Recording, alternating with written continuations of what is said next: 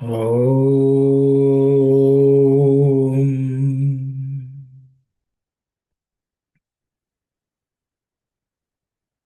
Om.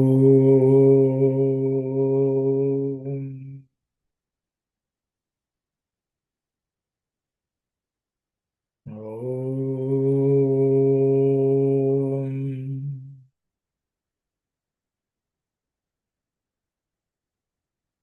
Sairam, everyone. We are on chapter 10 of Sri Sathya Sai Vahini. This chapter is dedicated for forms of yoga by Swami. At the moment, we are discussing the path of Bhakti Yoga, where Swami is talking about the, the use of a form as part of sadhana. And I think last week we discussed quite a bit, maybe slightly outside what we were reading. But it was related to a form, how the Lord responds to various forms. And in the slide which we read, Swami is talking about uh, the greatness of so many devotees who have come in this path, who have made the Bharat, the country of Bharat, such a spiritual magnet for the rest of the world through their own experience and their journey. And Swami says, anyone who does not understand this is like the fool who broke an idol only to find there's nothing in it. Not because the idol was not powerful, but because they lacked faith and understanding of the divinity of it. So I think that's roughly the gist of what we were studying. So I will stop here. Maybe we'll read that slide and then we will discuss if there's anything left. Saina.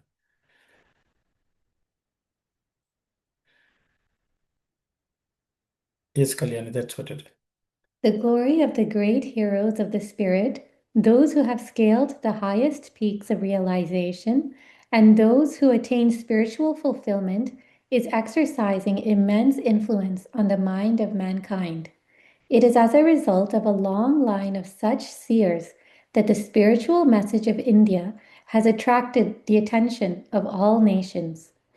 If India has been able to earn the reverence of the world, the reason has to be sought in the precious treasure that they have earned and preserved. Here, love of God and fear of sin have been the chief pillars of life and the everlasting guides for living. Bharat has won a name for being a holy land, a land steeped in renunciation and in spiritual sadhanas, aimed at union with the Absolute, renowned for Tyaga, renunciation, detachment, and yoga. The urges that this culture encouraged were all directed to the conquest of the vagaries of the mind. Can the explanations offered by this culture on the nature and characteristics of reality be palatable to those afflicted by agitated feelings and passion? To the great builders of this culture, God was tangible truth, the one and only real fact, the goal of their entire love. So the inheritors and followers of this culture treat the nihilistic arguments based on the inescapably limited reason as the fool is treated in the story. The fool saw an idol, and eager to discover the god, he broke it to pieces with a hammer. Thank you, Kalyani. So I will open it up for any discussion of any of the points which were read. I think we had read the Telugu from, but I remember, Auntie. Yes, we have done it. Yeah, so I just wanted to clarify in the translation from the Telugu, the sentence about Bhavodreka Swabhavamulu Kalavariki. So Yeah. I've written down those who are highly emotional. For such people, how can they taste this supreme philosophy? Is that right? But here the translation is can the explanation offered by this culture on the nature and characteristics of reality be palatable to those afflicted by agitated feelings and passion? I don't know whether I was also about to ask this same sentence. That doesn't sound okay for me. That Arun, Yes, Saira. Auntie. I think the translation of Bhagavatrika has been agitated feelings is the translation. Udreka, Bhava Udreka is the. Yeah, but here I think emotionally charged people. Yeah, I think. Emotionally, those who have that emotion of bhakti, they are not agitated or any passion like that, but So they. I think the full sentence, Auntie, is Bhavotreka Swabhavamulu Kalavariki Satyamu Yokka Tattva Rupa Nirvachanamu Ruchinchuna. Will they be able to taste it? Taste the form of the principle of truth, which is indescribable. Yeah.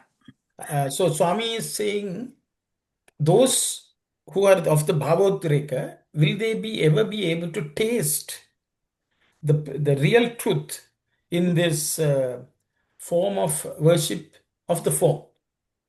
Sakara worship, will they be able to understand this, what Swami says? I think the reality is people who are overcome with emotion. Yeah. Bhavotrika meant one who is overcome with emotion. Emotion. That means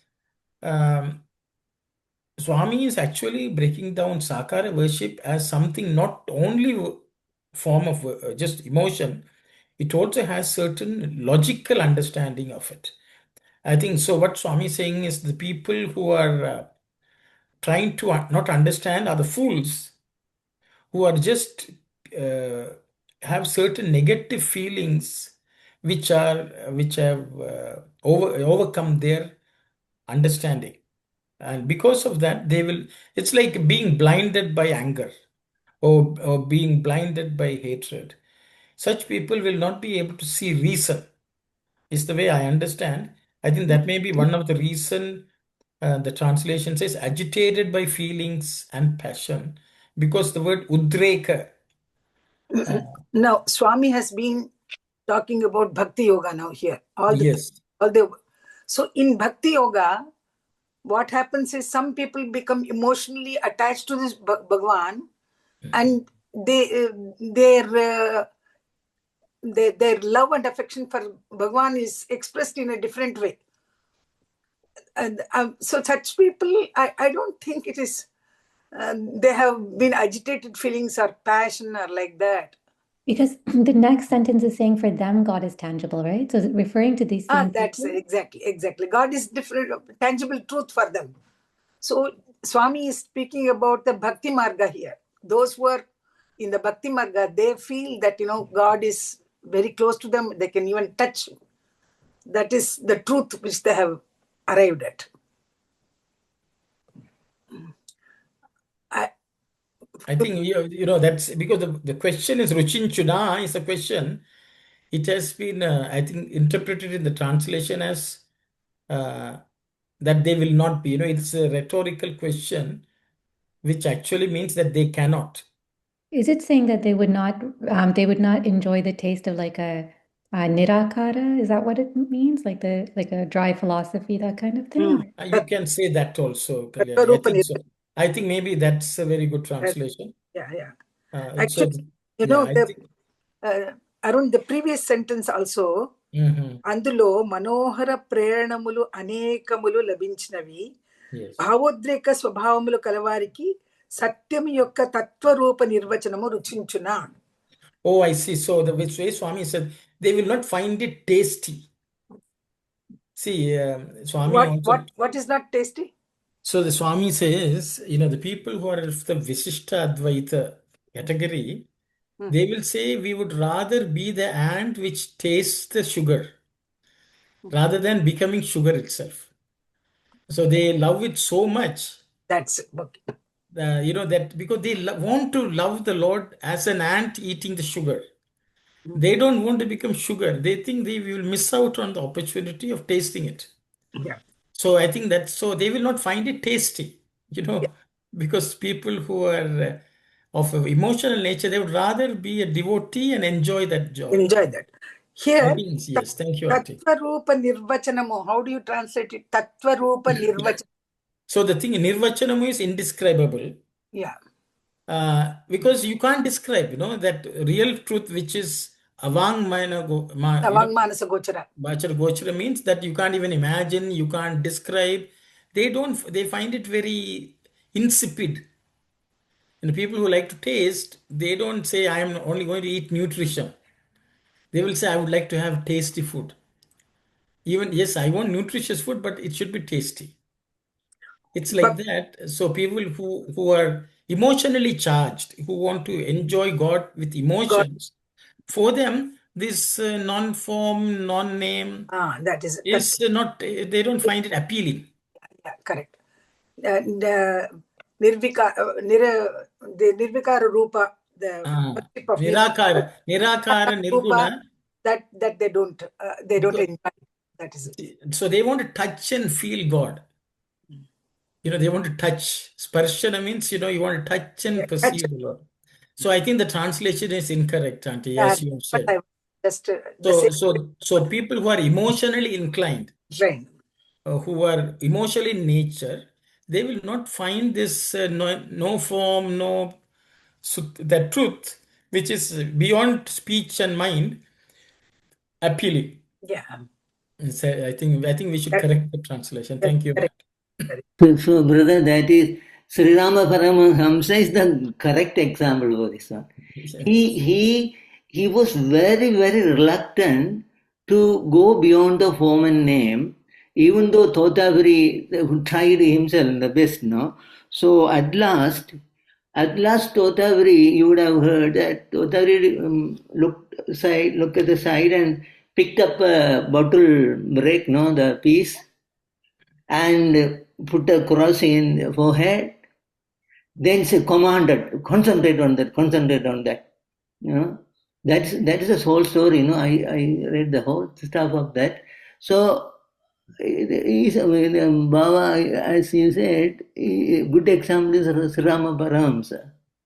He was tasty. Nemam was very taste for him. Yeah, good that this was brought up.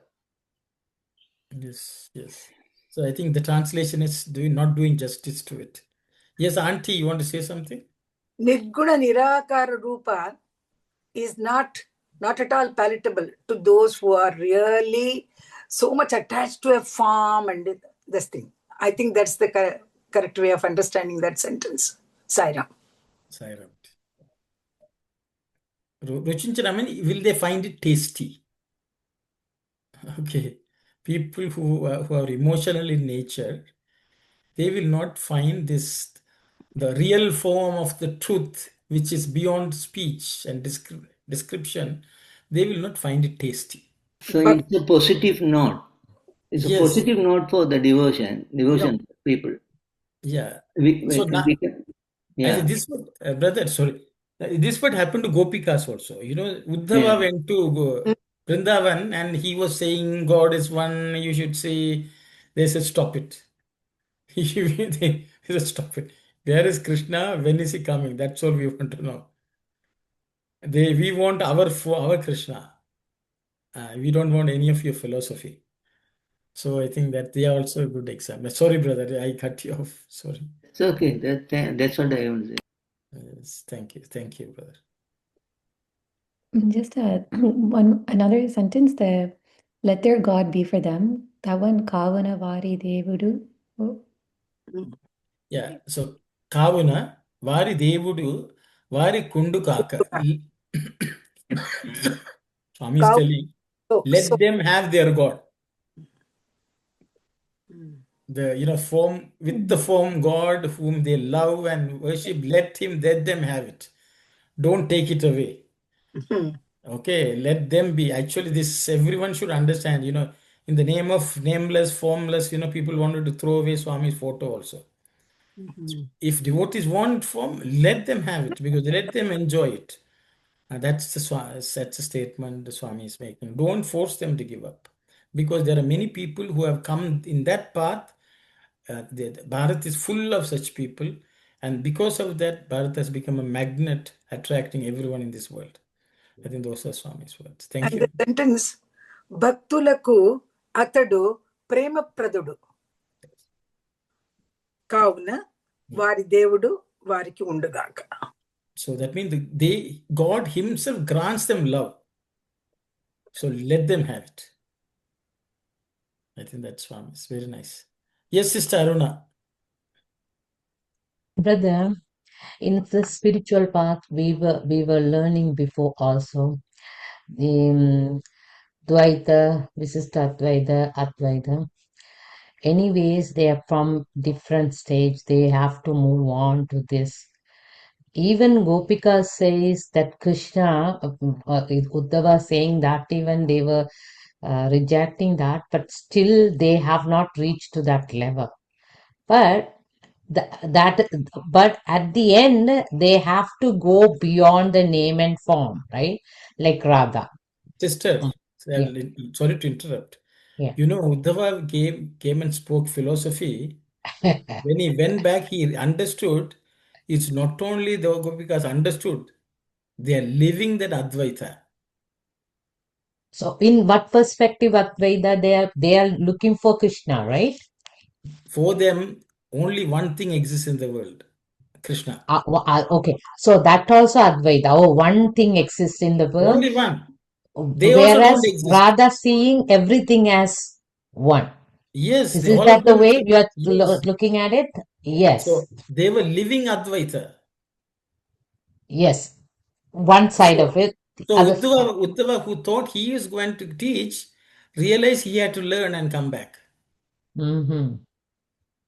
Okay, both side you can look at it. Okay, I can see that Not both both sides, only different. one side. Brother, here the thing is, where the Radha is seeing everything as one, there they are seeing one as everything, right? Isn't it? Yes. Yes, thank you.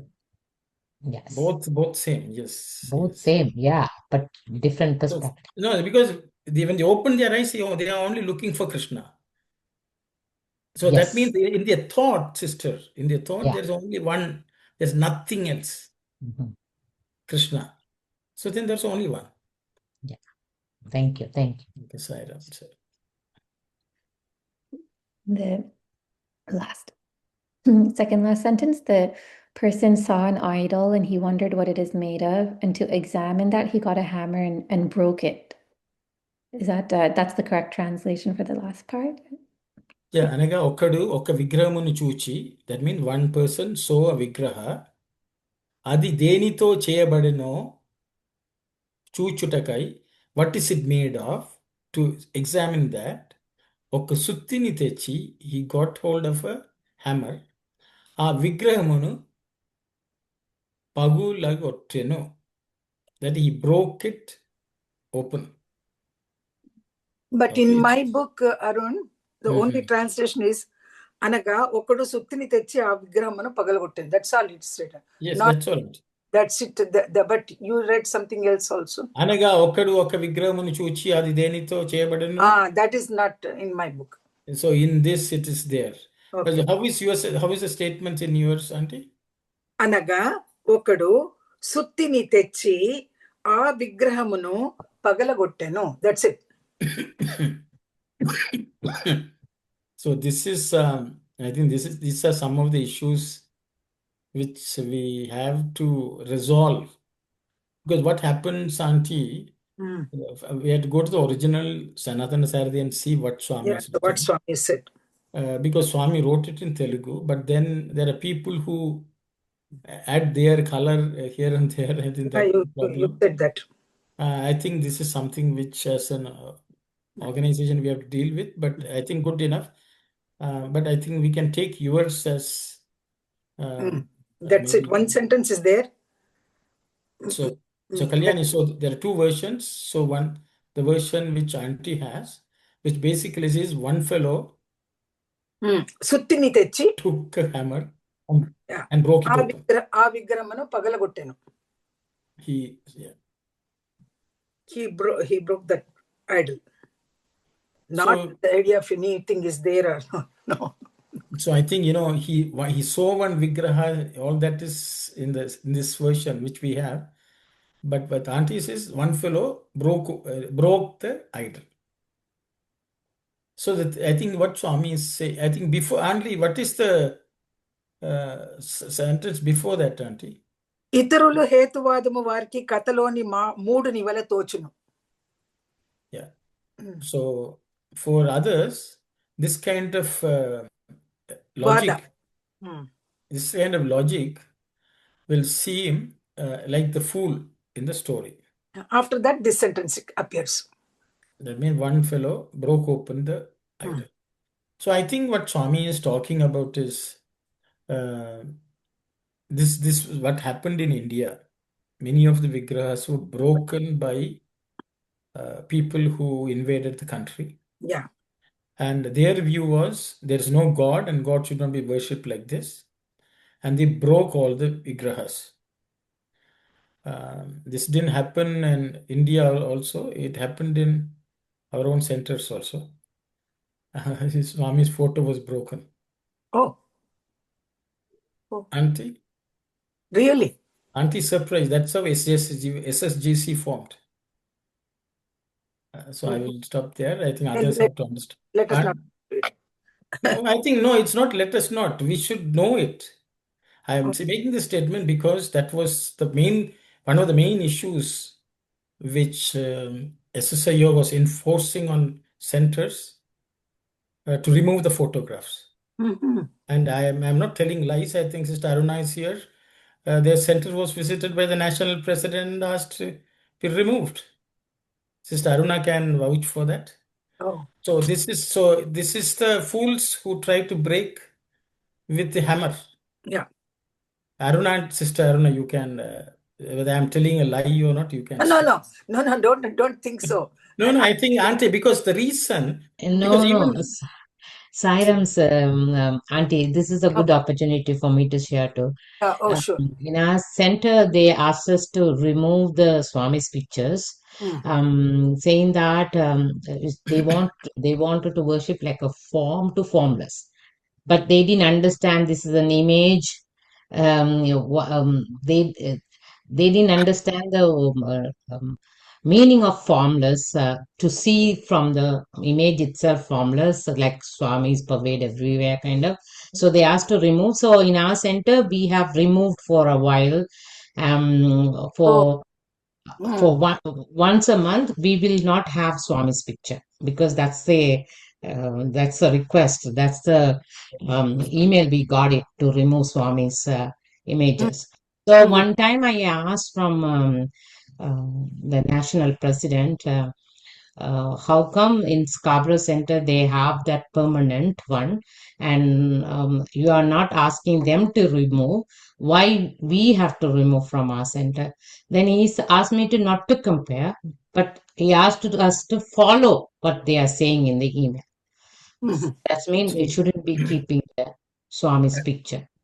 So we have to keeping the chair and praying for some time. Oh my goodness. Yeah, I think he didn't give the answer. The president in Scarborough was not cooperating, but that's a different story. But so what I'm saying is, if Swami basically says not understanding the use of the form and how we transcend that is something which that's what Swami says. Let those who want the form have it, because it will grant them love. Yeah. So I think that's why, because see, sometimes we are thinking the fools are outside of our organization, outside in somewhere. This is all about us. Swami is teaching this for his own devotees. He is not trying to fix other people, or he is not complaining about other people. He is talking about the fools within our organization who are trying to break. So this, we should not think, oh, the Muslims went and hit. No, it is not about that. It is the Muslims inside the organization. When I say I should not bring down the name of Muslim people, they have their own Quran they're following. But our people are not following what Swami has taught. And I think we should be very, very clear about it. Swami has established this in this manner. I will also speak. When this point was brought up at Scarborough, I told this gentleman, which is the national president, I said, Swami lived in Parthi till for his physically until his 85 years. Has he ever removed any of the statues and forms No. in Prashantanalaya? And you know what he told me? Mm. He said, brother, you don't understand. We have taken the organization to another level, Mhm. okay, to where Swami brought it. We have taken it to the next level. Oh, So I told him, we have not come to that level. Leave us alone. So that is how Scarborough we did not encourage. But what I'm saying is, we need to know actually all these actually belong to our organization, our Swami's devotees. And when people like this speak, we should have the conviction, we should know what Swami has taught. And I think that's the whole purpose of the study circle, not to find fault with somebody else outside our, even among ourselves, we need to understand what Swami has taught. I think that's the reason I brought it up. And everyone who is attending should know what the reason SHs were formed. So that is why Swami himself answered the prayer of many such devotees who said, Swami, there are people leading the organization without studying your own teachings and misinterpreting it and causing so much harm that you need to help us do whatever we want to do the way you have taught. And that's how SSGC got formed. So I thought it's an opportunity for us to study this. This message is for every such devotee. Otherwise, we are not accidentally studying this. Swami did not accidentally write this. So I thought I should mention this. It is relevant for our own journey. So I think that's important. Sai Ram. thanks, Arun. Thanks. Um, when when we consider like the world and like the manifest world as like the form of God, does this story also have some implication if we look at it that way? What where the people, like environment, everything that we experience, like are we not supposed to examine it or like but just use it in some way in order to love God, or is there any such meaning there? Anyone else? Actually, the answer to this is in a discourse which in our center we have posted, where Swami is talking, Daivam Manusha Rupena. In that he says, God is positive, the creation is negative. Without both coming together, you cannot experience God. So even God, who is formless, has to take on a form and come as an avatar so that we can perceive God and experience and connect to them. So Swami says creation is nothing but negative. The negative, God is positive. And when these two come together, only the experience of God is possible. And so it's a Ladies' Day Discourse 2005. I think I was Sathya Sai Centres GTA. We had our study circle today, so we discussed this. So what is positive is the unmanifest Brahman. Negative is the manifest creation. When these two are connected, we can experience God. In other words, it can be called Jada and Chaitanya coming together. Yes, Auntie says. The whole manifested world is only with Jada, but it is enlivened and energized by the presence of Chaitanya, that is Lord. So they are coming together and the manifested world is working. Yes. Like the fool who like cracked open the idol with the hammer. It's like if we focus too much on Prakriti, forgetting like God. Both or the just- problem. Mm. Both the problem. So like That's things like it. Yes, and sorry, go yeah, ahead. sorry. Okay, you're done, Kalyani, Kalyani? finish what you were saying and then Oh, I can go. so Yeah, please. is it kind of like things like death and disease, and sometimes if we just accept it, like that's more of a like because when you think about worshiping an idol, you're not doing anything, you're just like seeing it and using that idol to connect. So like sometimes I feel like, with science and technology, like, are we delving like too deep into trying to cure every disease and that kind of thing, but then ultimately like causing more harm? And is that kind of like destroying the idol with the hammer? Okay, I think so. Kalyani has asked a question. Sanjay, you have an answer for this, or you wanted to share something else? Something else. Whatever we were discussing before, or A question actually on what we were okay, why discussing don't you before. we'll post that question also. Kalyani's question is the breaking of the idol. So can we say that we trying to prop up the physical world? Means, trying to cure every disease and paying too much attention to the body. Is that also should be considered as breaking the idol? Is the question, without seeing the divinity within. I think that's Kalyani's question. Did I paraphrase it okay, Kalyani? Yes. Okay, thank you. So that is one question. And Sanjay, you can add to the question back. No, I don't. I'll go later. Actually, I mean, I think I might just share a quick thought. Some of these examples and stories have to be taken just for it in the context there, not. Yeah, they usually say, right? You don't like, for example, if somebody says, "Oh, he has the roar of a lion," then you don't ask, "Oh, where is his tail?" The analogy metaphor is just for meant to explain that. So I think in this case, I think Swami is just using that to say for somebody who decries worshipping an idol and says, "Where is your God in this idol?" and you break the idol, is to just demonstrate that point. I think that's my thought. Thank you, Sanjay. Thank you.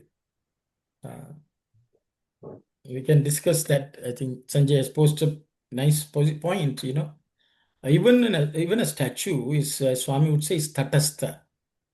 Ideally, it is pointing to God. I think that's the whole idea. So breaking the idol and finding God is not treating it as tatastha, something which points to something higher, is I think what Sanjay is saying. So that also can be breaking the idol. That's taking an analogy and, not finding the truth which actually comes out of that analogy, I think. But to Kalyani's question, I think, so breaking the idol, does it also mean propping up our body? How we look after our body? Is that analogous, is her question. So if this breaking the body, what do we, how do we understand? And is looking after our body too much and trying to see, we have to somehow make it good. Does it also fall under this category? Is I think her question. So I will open it up for any discussion from anyone side.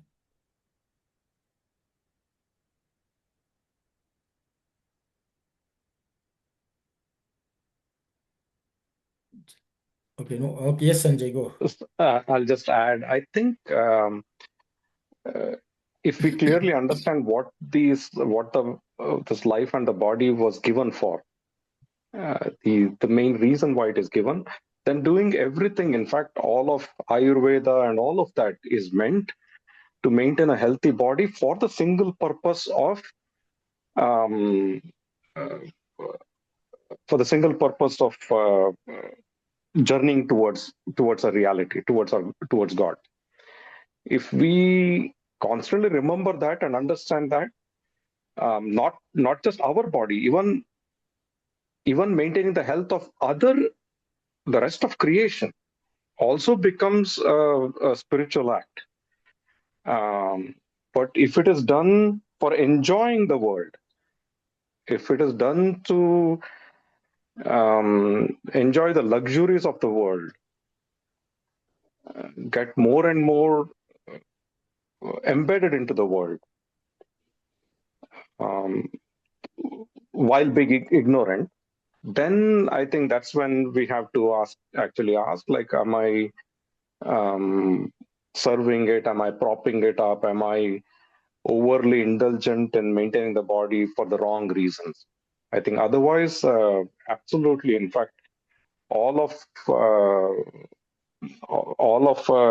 these things of yoga and Ayurveda is all meant to keep the body healthy, the mind healthy, just so that we can utilize it as the perfect tool to reach God. That's what I would say. Thank you, Sanjay. Thank you. Yes, Sister Shivani, please. Sai, I'm just thinking loud here.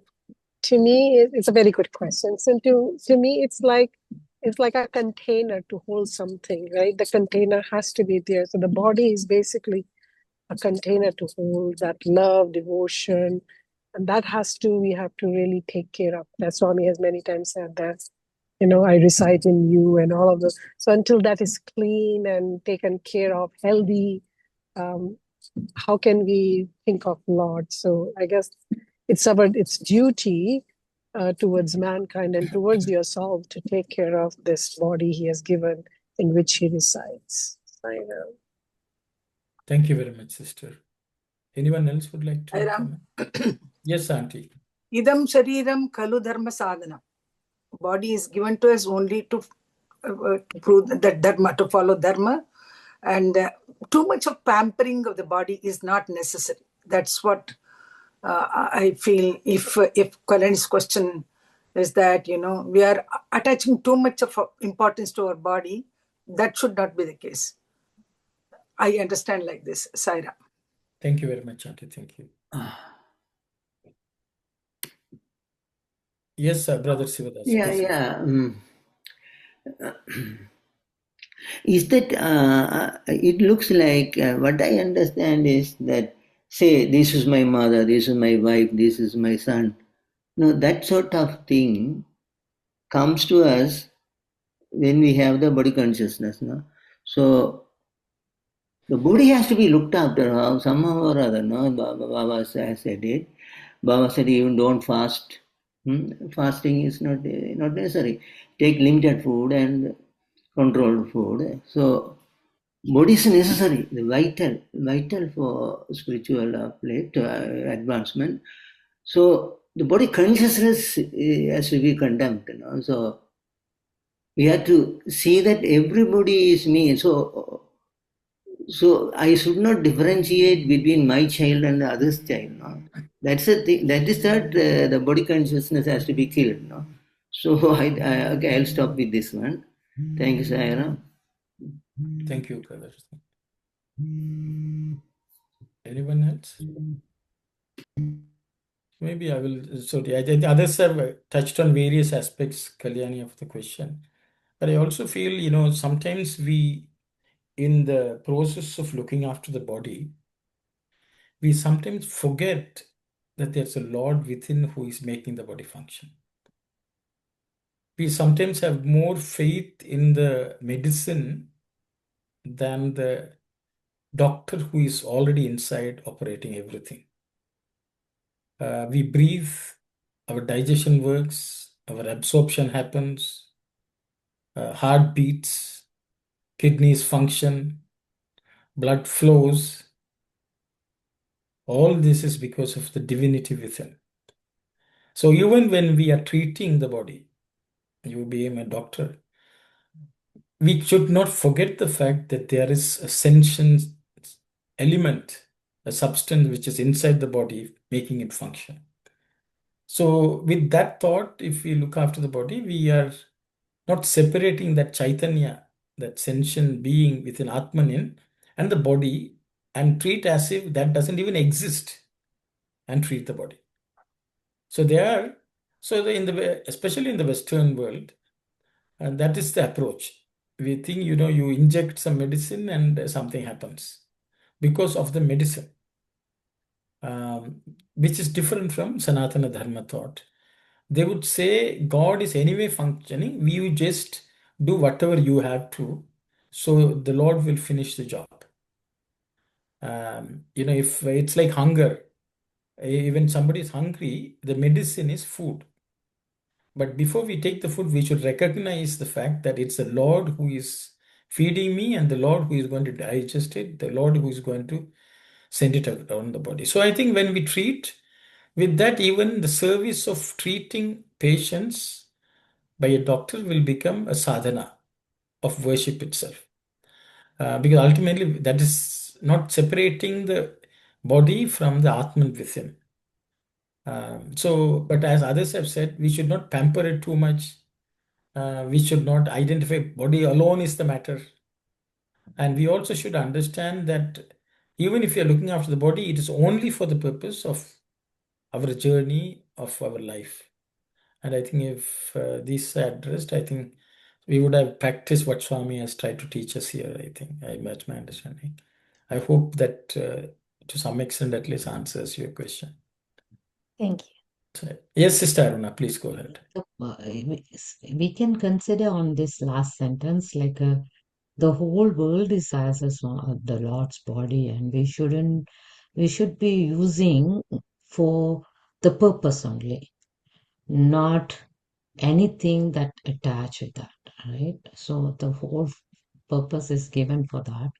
So use only for that extent. Don't go and do whatever you want, kind of. Thank you, Saira. So, Kalyani, to this question, Swami sometimes says every day when we eat, we should ask, why are we eating? Why should we keep even our body alive? What are we going to achieve between one meal and the next meal? If I had breakfast and before lunch, I should find out whether the breakfast has been of any use to the world. Without making good use of the breakfast, we should not eat lunch. So I think we should all ask ourselves if after each meal, before the next meal, I should have done something good. It should have been used for the purpose of making our journey forward. So that's also treatment only. The disease is hunger and the medicine is food. I hope that I was wrong. You're not making my life easy, brother, by saying all of Sister, I'm just repeating what Swami has told. Swami has said we should ask after each meal before we eat the next meal, what good did we do to the world Wow. after the last meal? And it Otherwise, might make sense. that meal is a waste. Mm. The body existing between two meals was a waste. That's Mm. Swami's thought. Thank you. Silence. Okay, I think it's very depressing thought, I guess. It's okay. We will, before the next meal, let's do something good. At least we can do some sadhana, namasmarana, or something, I guess. But Swami wants us to be active in the world, serve the world. Yeah, and it makes sense. Otherwise, then again, it's body consciousness, right? You're eating for yourself. You're feeding your body. Thank you. Silence. Okay, if no one else has anything to discuss, I think we will go to the next. Yes, Sanchi, please go ahead. No, I just wanted to go back to the question I had regarding the discussion on this Dabhavadreka, right? I saw the parallel in how Swami introduced Bhakti Yoga here for what kind of people they need Bhakti Yoga, and also in the previous section for Karma Yoga, Swami said, some people are born just want to work. They have a passion for working. They just get up and they need to work, and for them evolved this as Karma Yoga. Similarly, here for those who are extremely driven by passions and emotional feelings, so that could be channeled towards the same divinity. That is how this came about, is the parallel that I was drawing between the two sections. And I don't know if it's so much it was I didn't know if it was more directly referring to the great examples of bhakti like Radha and all of them, but more so for people like us who might be driven by passion and emotion towards the world. So if we were to spiritualize our life, how could we spiritualize our life? So here's a path for people like us. Or maybe there might be people like us who are driven just to work. How could such people be given a channel to spiritualize their life through karma yoga? Is what I was understanding it as. Thank you very much, Sanjay. Thank you. Yeah, there's some opportunity for everyone to sublimate and divinize their natural proclivities, natural tendencies, is what Swami is coming. Very nice. So let them have their path, is I think Swami says. Let them have their God, which they need. So thank you. Okay, if everyone is okay, we'll go to the next slide. Side. The Bhakti Yoga will teach such people the path of love. It will tell them not to love with a view to gain profit. Love all as you love yourselves. No harm can come to you then. It will only spread joy and happiness to all. God is present in all beings as love. So the love is directed to and accepted by not the individual, but by God, who is resident there. The seeker of God, who relies on the path of devotion and dedication, soon becomes aware of this fact. Some love God as the mother, some others as the father, and some love God as dearest and closest friend. There are those others who regard God as the beloved, the only desired goal. They all endeavor to merge their love with the ocean of love that God is. Wherever love is evident, take it that it is God's own love. God is the greatest lover of mankind. Therefore, when anyone decides to serve man whom he loves, God showers grace in plenty. When the human heart melts at the suffering of others and expands as a result of that sympathy, believe that God is present there. That is a sign of the validity of the path of devotion, the Bhakti Yoga. Thank you very much, Kalyani. Auntie, shall we read? Yeah. Immediately after that sentence, ఒకడు సుత్తిని తెచ్చి ఆ విగ్రహమును పగలగొట్టెను. After that sentence, Swami writes, భక్తి యోగము వారికి ప్రేమ మార్గమును బోధించును. So the Bhakti Yoga will teach these people the path of love. అనగా ఉత్తరోత్తర లాభములు అపేక్షించి ప్రేమించరాదు అని తెలుపును. That means we should not love for the sake of a gain through that path of love, path of devotion. పరులను ప్రేమించుటలో గల దోషమేమి? What is the defect in loving others? అది అందరికీ మంచిది. That is good for everyone. ప్రేమయే పరమాత్ముడు కనుక, because God is love itself. పరమాత్మ ప్రతి ఒక్కరి యందు ప్రేమ స్వరూపుడుగా ఉండును. God resides in everyone as in the form of love. కనుక ప్రేమించుట పరుని కాక పరమాత్మనే ప్రేమించుచున్నట్లు భక్తి యోగి భావించును. Therefore, a bhakti yogi, a person who follows the path of bhakti yoga, will treat the loving of others as loving God himself. కొందరు ఈశ్వరుని తల్లిగను, మరికొందరు తండ్రిగను, Some treat God as mother, some others treat him as father. ఇంకా కొందరు మిత్రునిగను అతనే పతిగను, Others consider God as friend and some as their spouse. గతిగను అన్ని విధములా ప్రేమించి, According to Auntie? అతనే పతిగను గతియగను. Gatiganu means he's the end. He's the destination. Destination. Our Destination. goal of life. Goal of life. అన్ని విధముగా ప్రేమించి In all the types of ways they love him. తన ప్రేమ అతని ప్రేమతో కలుపుదురు. They merge their love with God's love. ప్రేమ ఎచట ఉన్నను అది అతడే. Wherever love exists, there God exists. అనగా భగవంతుడే మానవ జాతిని ప్రేమించు మహాపురుషుడు. That means in the humankind, God is the greatest lover.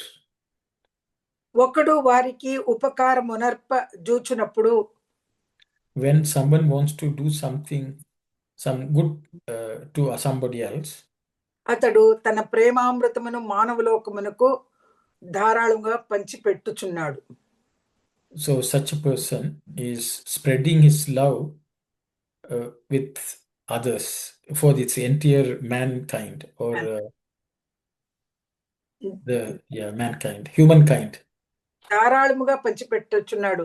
Means in a more grand, generously he's sharing. He's generously sharing the love with the entire humanity.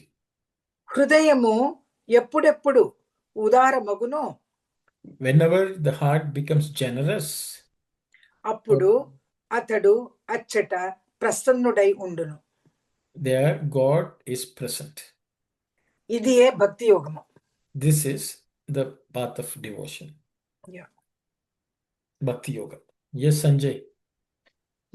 Would you mind, Auntie, and I don't know, would you mind reading that part, the 3 lines? God is the greatest lover of mankind. Therefore, when anyone decides to serve man whom he loves, God showers grace in plenty. Or is it in Telugu that he is spreading love to the world? Can you read that part again? Yeah, okay, I can read it. ప్రేమ భగవంతుడే మానవ జాతిని ప్రేమించు మహాపురుషుడు. God is the great person, great Purusha who is loving the world, loving the humankind. ఒకడు వారికి ఉపకారమునర్ప జూచునప్పుడు, when one person tries to help or do good to others, అతడు తన ప్రేమామృతమును మానవలోకమునకు ధారాళముగా పంచిపెట్టుచున్నాడు. that person is that Atanu referring to God or that person? No, that person. I think Swami is here. Swami has used the word Tana. The word Sanjay. Tana premamrutamanu. Tana premartha means, Tana means, see, correct. You can do it, you can interpret it both ways. The God, anyway, love is God, and He's the one who is spreading. So you can say God in that person is spreading the love with everyone else. You can say that person, so that real Tana, because no individual is separate from God also, you see. So no, the Atanu is what I'm referring to, not Tana. Atanu is there, right? The third line, Atanu. Okadi. Juchinappudu atadu. I think that's what he's talking about. He's talking about. Okadu vari వారికు ఉపకారం ఉనర్ప జూచునప్పుడు అతడు తన ప్రేమామృతమును మానవ. I think Sanjay, you are because Swami has talked about God, Mahapurushudu. I think so. Maybe he's referring to that Athadu. But in either case, the Athadu is present in each individual also. So when a person spreads love, it is not somebody else. It's God within that person is the one who is spreading the love also, you can say. So I hope. And one other word was that this gain profit. What was the word? Labham. Swami has used the word Uttarottara labhamu. Uttarottara. What does Uttarottara mean? That which comes after the other, type of thing. That which follows the prior thing. Precedent. One who doesn't expect any gain or this thing from. As a result of something else which precedes it. after the work action is done, uttarottara, the time after, the aftermath of that. Okay. Aftermath. Okay. Thank you. Uttara means that which Hi, follows. That please which explain follows. that what Andy said, the Manibhashyam said. What Auntie. Manibhashyam was saying? Was Uttara. See, Uttara means, brother, that which follows. So the thing is, whenever we do prayers, we expect a result which follows that prayer. So which follows each prayer is Uttarottara. Means, something which follows your prayer, there's a gain which follows, If have an eye on that gain which follows your prayer, that Swami is saying is not love. Correct. Yeah. Good. Sanjay, okay? Yes, thank you. Yeah. That which succeeds is the right way to translate, I think. As a gain which succeeds a prayer. If our eye is on that, then it's not necessary. Then it's not good.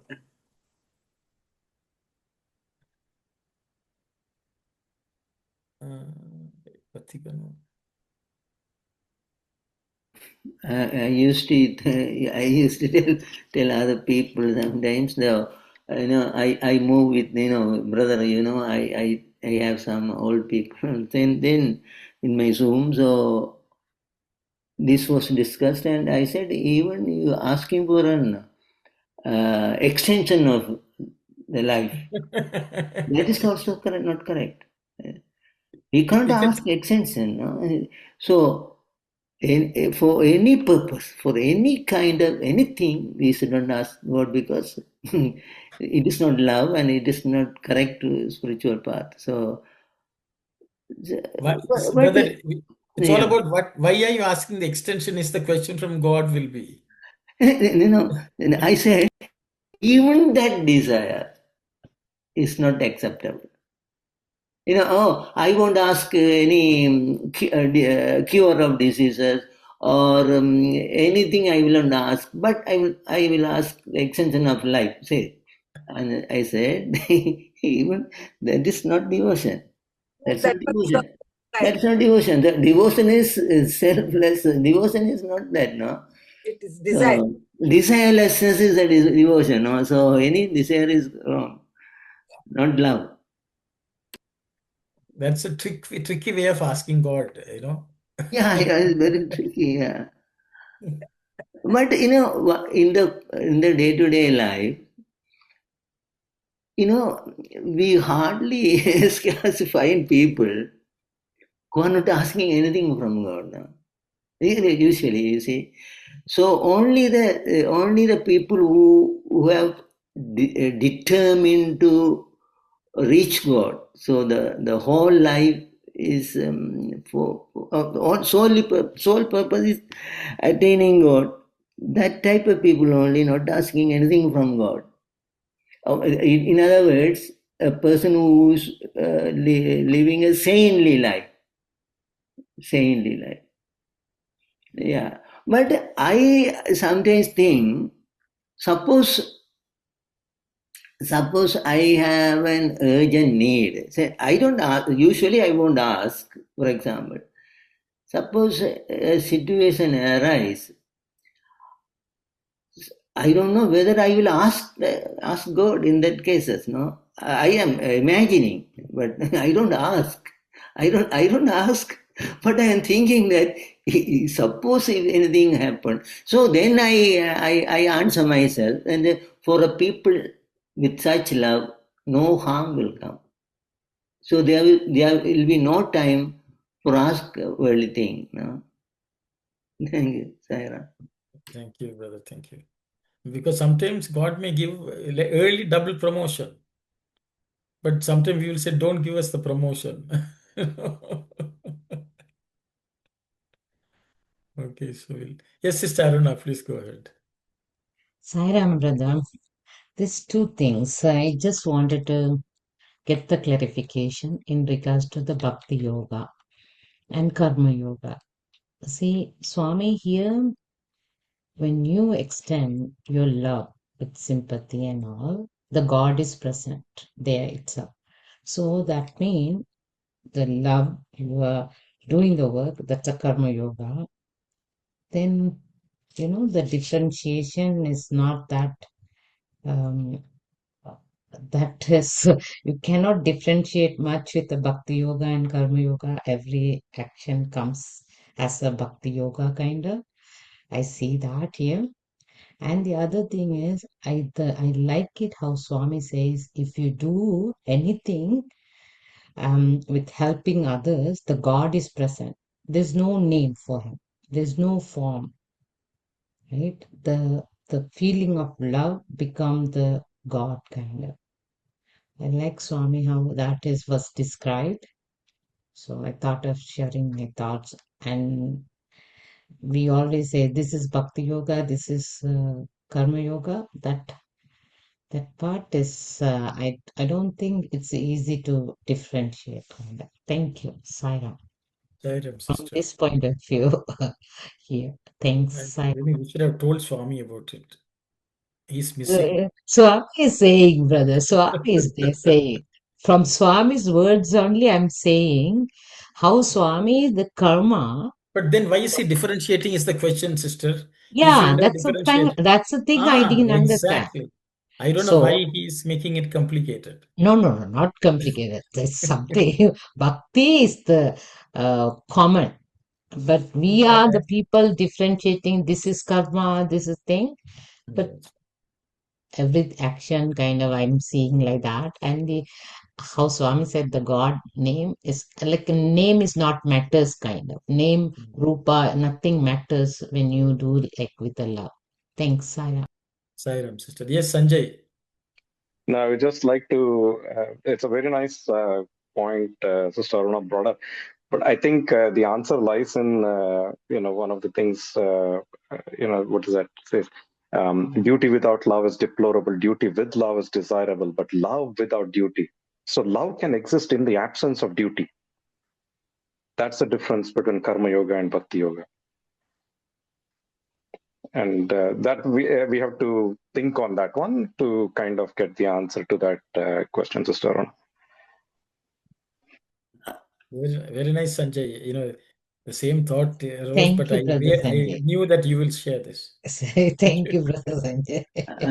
Sairam, I want Sanjay repeat what he said. Sanjay, repeat. Sairam, no, it's there's this quotation that goes, duty without love is deplorable. And karma comes under that, real true karma yoga has to be infused and suffused with love. Duty with love is desirable, but love without duty is divine.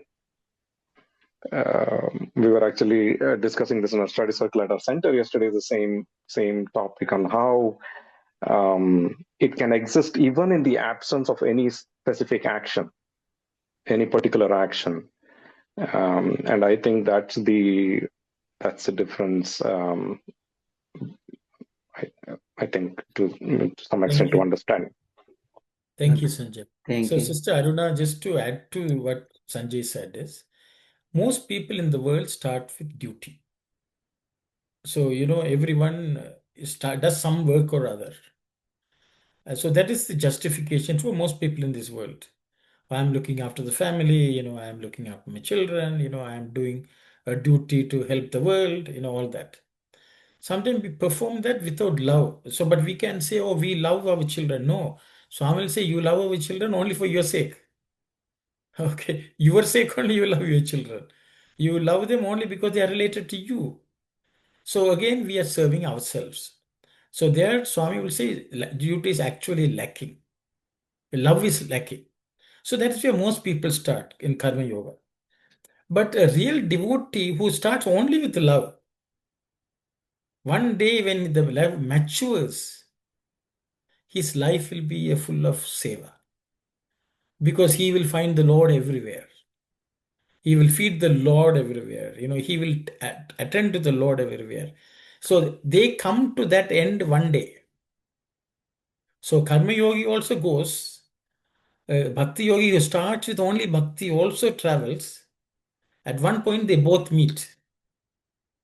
Okay, so the starting point is slightly different, sister, depending on what their natural inclination is. I think which is what Sanjay initially mentioned. Because there are some people who want to do, they have to get up and start doing stuff. Most people fall under that category. They want to do some action.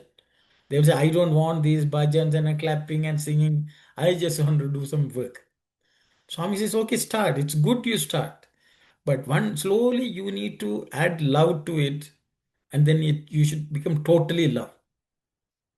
But the person who is just singing, they say, I love God, I love God. One day they will realize, I have to do something for the Lord, serve the Lord. Then they will also start serving. But the starting point depends on their natural inclination, and when they reach that final destination, they are one and the same, which is what you are saying.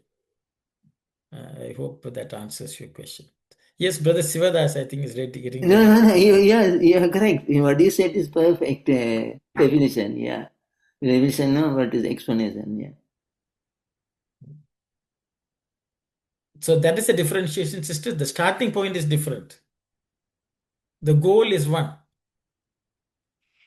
Starting point is different, but how we now do the End up service, mature. Mature is same. mature. Then Jnani comes. Then Jnani will take care of the Jnani whole. also does a lot of work. Yes, welfare. Keeping without damaging the world. So the world is no. That's the one Swami says, not to hammer the world, right? Like, body. So he will be out of that. Thanks. Sairam, so when we see, look at, say, recently, look at Ramana Maharshi or Ramakrishna Paramahamsa, even though they already attained the spiritual climax, they were serving still till they die. So even Ramana Maharshi's case, he was advising. So many people were coming and advising. At the last moment, also like Sai Baba's case, 2 days before Ramana Maharshi passed away, there are a lot of people in queue, and the devotees, Ramanas or devotees, stopped the people watching him, passing through the room. And Ramana Maharshi came to know that, and Ramana Maharshi said, I won't get their darshan, please let them come and go. And so Sai Baba also said the same thing. I want the darshan of others. So what I am saying is the love, the real love is helping. The real love, the real maturity is helping and helping without selfish thing. Okay, thank you, Sayara. Thank you, brother. Thank you. Sister Shilpa, please go ahead.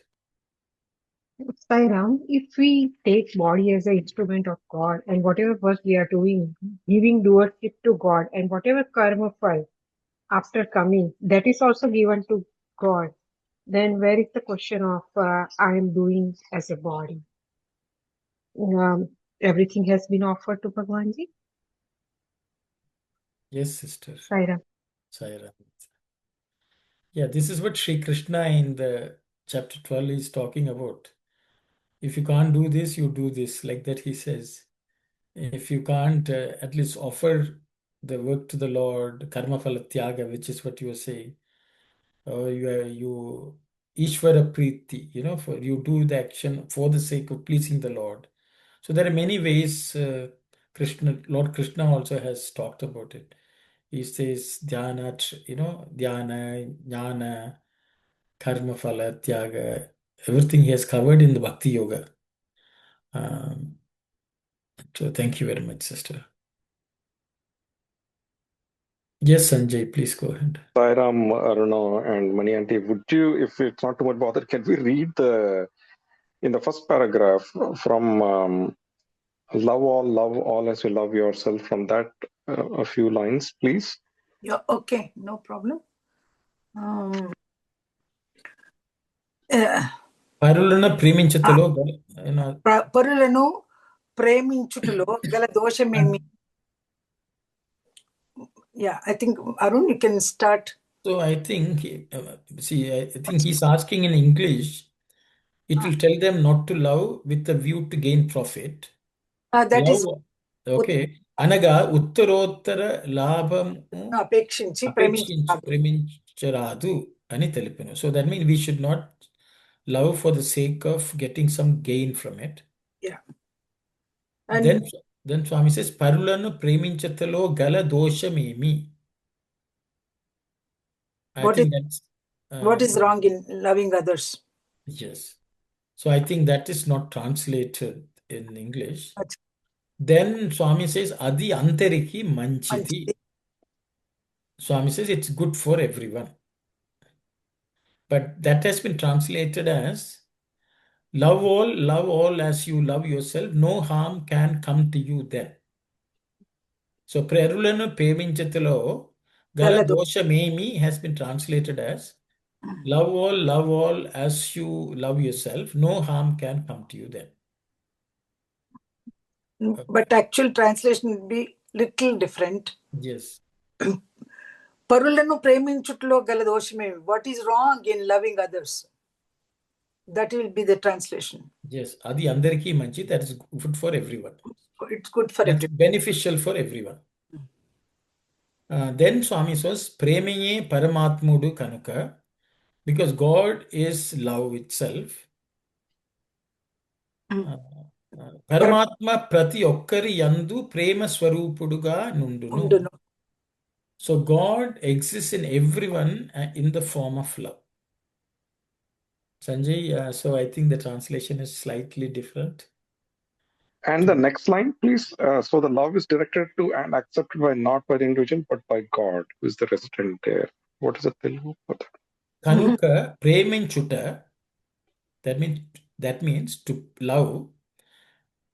Paruni kaka paramatmane preminchayunutala. That means we are not loving others, but we are loving only God. Yeah. Bhakti yogi bhavinchuna. That's the way the real bhakti yogi is always treating his love even towards others as only to God, not to the other person.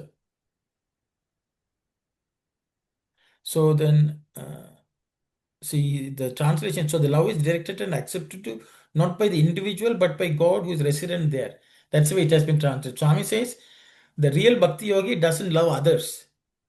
He's only loving God who is present and who is in them. I think that's a slight difference. I don't know whether it's slight or a lot.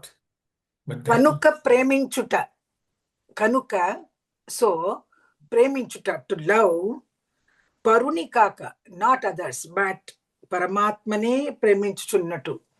He is loving only Paramatma. That is Bhakti Yogi Bhavinchunu. He thinks like that. When he loves others, it doesn't mean that he is loving others. He is loving God. Sanjay. Yes. No, this is beautiful. Thank you. No, the question that arises, to me, is it possible for somebody? No, or actually, in between the sentences, it almost seems like a true bhakti yogi has already realized the divinity within oneself. Because without knowing who I am, how can I see God in others? Yes, exactly. Yes. Right? So because otherwise when we say, oh, I see God in others, it's just imagination in the mind. Unless one has truly realized that God is within one, it is impossible to see God in others, because what comes in the mind, as Swami has said several times in the past, what arises can always fall off. An imagination that arises, or a forced outlook like, oh, I'm going to deal with this difficult person by thinking Swami is in them. That is just an imagination. It's a good first step, I think, but it goes away as quickly as it comes. Yes, as I think Sanjay, the key here is Swami is talking about the Bhakti Yogi, not necessarily the ordinary starting out bhaktas. Yes. Yeah, that's it. The thing is, you don't see God in others. You only see God. Correct. Correct. In others doesn't even come. As long as it comes, we are not yet yogi. We are traveling towards trying to go towards that stage, but Swami is just setting up the goal which we have to reach. Yeah, Correct. Correct. thank you. See, I think once we have to be first clear where we should go reach, only then we can work towards it. And I think that's what Swami is helping us here with, so that we don't delude and become complacent. That we are devotees, we are fine, following the path of bhakti yoga and all that. He says if you want to really get to that point, this is what has to happen. So it's a nice way of telling us how far how we should travel and how far we may be away from the destination. Anyone else would like to share any thoughts? Just to clarify that sentence where Swami's asking the question, what is wrong in loving others? So it's more like rhetorical, like it saying that there's nothing wrong in loving others. Is that right? Yes, positive. So I think no, more than nothing wrong, I would say when Swami says dosha memi, I would not say what is wrong. I will say what is the defect, deficiency. Okay. What is the deficiency in it? Or what is the defect in it is the question. So Swami says there's no defect. Swami is not answering that question directly. Okay, then Swami is answering it with the subsequent statements. So basically, Swami is saying generally there's a defect in loving others. Okay. What is the defect in others? Then first he says, Adi Andarikamaji. Okay, if you love others, it's good for everyone. But does it mean that doesn't have a defect? No, it has. Then he's explaining how we should love. Swami is explaining in the subsequent sentences. So when we may say, oh, we love others, we help others, if somebody is suffering, we go and help. Then Swami will say, you are not seeing God in them. We should not even think that they are downtrodden, we have to help. Without us, they are not going to come up. A real devotee has the belief that God is already helping. Okay. The real devotee knows that God is already helping. He doesn't need my help, but he is just giving me an opportunity to join the work of the Lord. So actually, a devotee will think only about God. They will not see that somebody is less fortunate than us. A real devotee, so because you'll say the Lord is there, because then you will say, okay, that means the person may not do anything. I would say, I think a person who is of that state, the presence itself is enough for anyone. Their just presence and them seeing God in the other person will change the person's experience completely. Okay, they don't have to physically do something even, even if they do. Brother was talking about Ramana Maharshi. I'm reminded of something which I read a long time ago, which is Ramana Maharshi after, he was only thinking of whoever came, he said, know who you are, where is this question coming from? That's what always he said. But the same Maharshi, when apparently sometimes people travel from far distance to see him, and they sometimes come very late in the night, 12 o'clock, 1 o'clock. Right away, Maharshi will get up and he will go into the kitchen, he will cook something and come and give them. Sometimes these other devotees who were there, they were fast asleep. So the next day they will find out that Ramana Maharshi got up and served them food. So apparently at one point somebody asked Ramana Maharshi, Maharshi, you yourself went without food for so many days and months and all that. And you know that they are all Atman anyway, so why are you serving food? So apparently for that Ramana Maharshi said, I know what hunger is. You think I didn't have food intentionally? No, I didn't have food because no one gave me food. So because I know the pain of not having food, so I want to first help the body food. Otherwise, they cannot do any sadhana. Okay. And he also served. He served not the people. He served because he saw the Shiva in them. He saw the same Lord in them. There was no difference between him eating and them eating. So, even that, though he was considered a jnani more than any other path, so they also served. But the way they served is different. They didn't serve because if I don't serve, that person will not have food. It's an opportunity to just enjoy the proximity of the Lord, do some sadhana. So I think they did with love for the Lord only, not necessarily, somebody needs my help type of. So I think that's where I would say. Sorry, I don't know whether I just rambled off. Yes, Sairam Sanjay, please go ahead. Sairam, no, thank you. Just to add to that, I think to the question, Swami is saying that after saying, talking about the prophet, most of the times we think our love or our favors for somebody was not well received. And then we say, oh, that was, that was a waste. Swami is saying, what is the fault in love if you never expected any profit in the first place? I thought that's in that sense, that's why we feel it's sort of like failed investment, so to speak. Loving somebody, if it does not pay us back, if it does not have any positive intended or outcomes.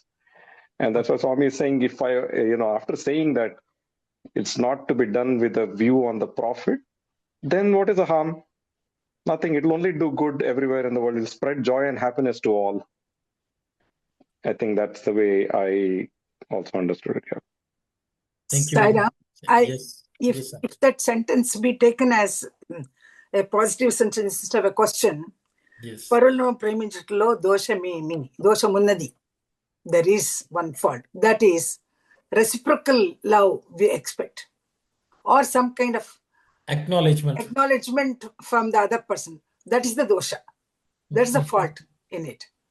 I think if I've understood the sentence in a positive way, I mean, there's a question there. Instead of taking it as a question, dosha munnadi, then that dosha means nothing but the expectation of the other person, the other person's acknowledgement or in reciprocal love.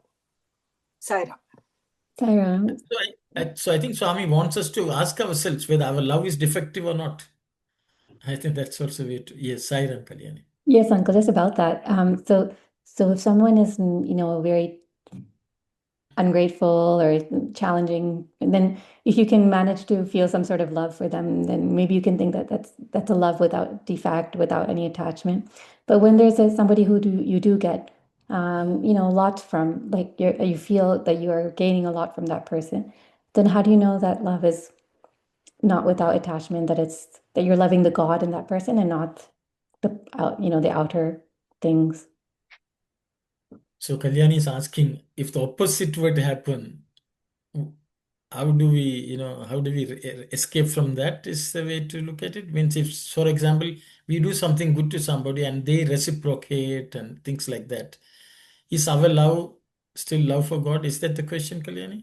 Yeah, like so in a good relationship where maybe you're getting a lot out of a relationship, then how do you know you're really loving the God in that person and you're not just loving the external other things that you're getting? Very good question, Kalyani. So, how do we treat such situations when there is some good being reciprocated from others and we have a good relationship going? We help them and they also help or they appreciate it. How do we know that whether we are, because sometimes we are encouraged to do more, further help or, keep it up. So I think Kalyani's question is, how do we know that we are still loving God and not that person?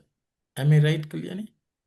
Yeah. So is there a way we can examine that loving relationship which we have, whether it is positive towards God or not? I think that's the question. Because that also can be a trap in this world into an attachment or something like that, I think. I will open it up for anyone to share your thoughts, please.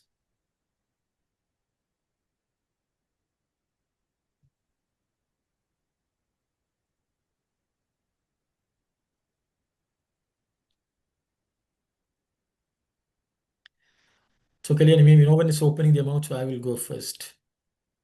See, the thing is, that is when we have to cultivate love for God. Because, in the sense, even when people acknowledge or don't, when we tell, if somebody praises you or something does it, that is the time we have to really tell ourselves, don't get carried away. If they found something beneficial from what I did, it is just the Lord making it happen, not me. See, when in this we should understand the love is only from love to love. Again, even our own identification with ourselves as a body should be eschewed at that time. We should be given up at that time. If we don't cultivate it at that time, when the tables are turned, we will fall big time. So always we have to cultivate and do sadhana when the times are good. When the times are bad, it's not easy to cultivate good qualities.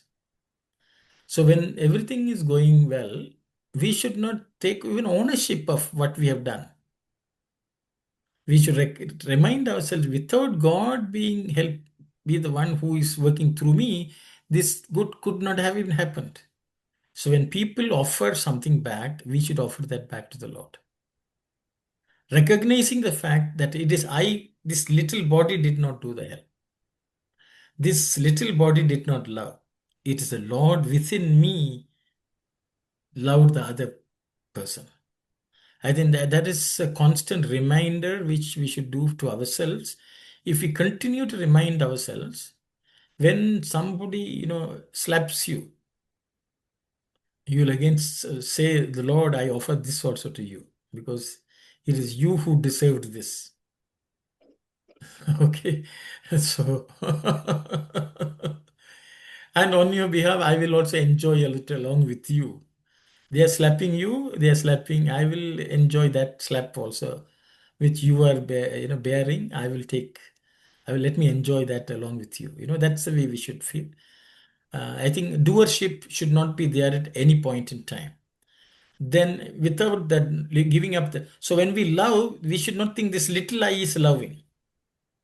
It's a big guy which within us is actually loving. And this little I, the only thing which the little I does is it does not block that flow of love. Given, if we don't have any blemishes in our mind, the love within us, which is the Lord, will flow abundantly towards everything. As Swami said, Dharalama. Dharalamaga. I mean, Dharalama means like a flow. Generous. Easy flow, it just flows, without any bounds. So that is a recognition. So when everything is going good, you should say, oh Lord, you are working through me, and they are praying, and let me not be fooled into thinking that I did this.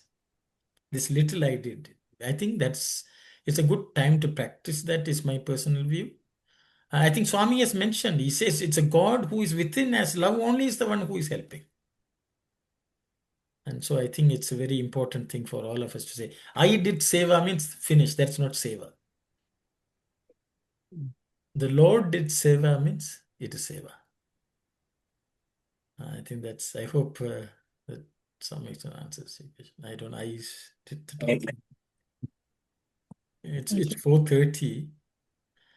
We will close the session today. Next Sunday is Swami's birthday.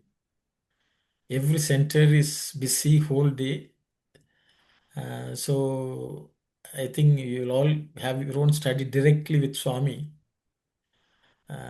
So we will not meet next week, Sunday. The following week, which is the 30th, we will meet again.